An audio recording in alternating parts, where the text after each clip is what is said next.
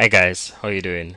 Now in this video I chose to look at a few more quadratics such that you could get comfortable with working with them because we're going to be working with a lot of quadratics through this course. Okay? And different types, different scenarios. So based on the situation that you may find, you are accustomed to handle yourself. Okay? Now as we have stated before, one of the first things we want to do when working with quadratics, we're going to identify what a is. In this case, a is 4. And then we're going to identify what our b is. B is equal to -8. And last but not least, we're going to identify what c is, the constant. And in this case, c is 3. Okay? And that's it. Now, simply, the next step that we do when factorizing a quadratic expression, the next thing that you need to do, you need to find the product of AC. Okay, so now I'm finding my product AC. A is equal to 4, as we have there on the left, times C, which is 3. And when I multiply 4 times 3, my answer is 12. My product is 12. Now, after I've found the product, which is 12, I now need to find factors of that product. Okay? So my next step is to find factors of that product, AC. Now, basically what I'm going to be doing here, I'm just going to be listing my factors, but after a while you're comfortable, you can basically see the factors, okay? But just for explanation and to make it easy for you, just list your factors for now. So factors of 12 are 1 times 12, okay? Then I may have a 2 times 6 and 3 times 4. So there I have my factors of 12. Now this is where it gets a bit technical, and I'm going to show you a neat little trick that you can use to guide yourself through this. Okay, I know that when I multiplied a positive 4 times a positive 3, I got a positive 12. And the key thing when factorizing a quadratic, I must come up with two factors. When I multiply them, I get the product AC, but when I add them, I get B. Now, if you notice, B is negative, okay? And I'm multiplying two positive numbers, and I'm going to need to add two numbers to get a -8.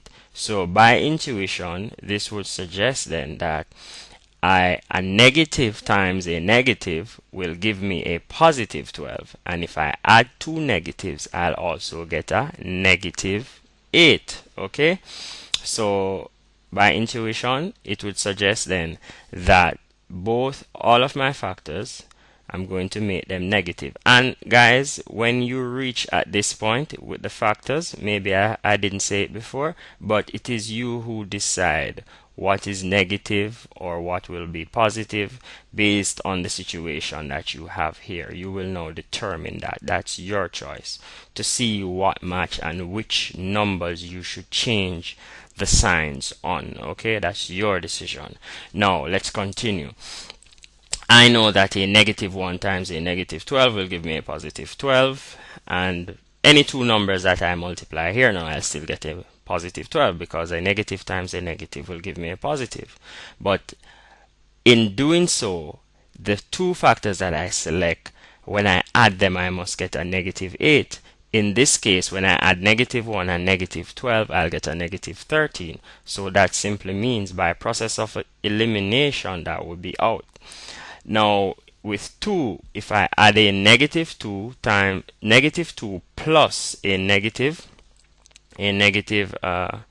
6, if I add -2 minus 6, I will get a -8. So there we go. We have found our factor. So that is the one I'm looking for, because when I multiply -2 times -6, I get a positive 12, and when I add them, I get a -8. So we're good to go. So we can rewrite our quadratic now by using our factors. Okay, so I'm going to say 4k square, and I like to I decided to change my variable from x to k now, because sometimes students get a bit confused. You work with only x's in class, and when they go in the exam, they're saying, okay, there's a p now and a q, and they don't realize that it's the same thing that they're working with. Okay, so all I did was to change my x's to k's now. So if it looks funny, it's really the same thing, and you'll see. Okay, guys, now we have a 4k square. I'm going to split this middle term by using my factors. So I'm going to have a negative 2k minus 6k plus 3. Okay, guys. Now, this is quite easy. I'm going to group, factorize by grouping my terms now. Okay, so I'm going to group these two first terms. Okay, and then I'm going to group my last two terms. Now, what is common to 4k squared minus 2k? Quite evidently, we can see now that we have a 2k that is common. Okay, so I have a 2k. So I'm going to say 2 into 4 goes 2 times. So I can put down that 2, and I can say k into k squared will leave me with k. And 2 into negative 2k will goes negative 1. Okay, now there's a sign here. I have to take it down, and I'm going to ask myself what is common to 6k and 3, and I will have a 3 there. Okay, now I'm going to say 3 into a negative 3 into a negative 6k will give me a positive 2k. Okay, and a negative 3 into a positive 3 will give me a minus 1. Alright, so there we go. We have factorized that. So now we need to group. Okay, I'm going to collect my terms on the outside, which is 2k and this minus 3 here. Okay, put that in a bracket, and I'm just going to rewrite what's inside one of the brackets. So I have a 2k minus 1 inside the bracket, and that's my answer.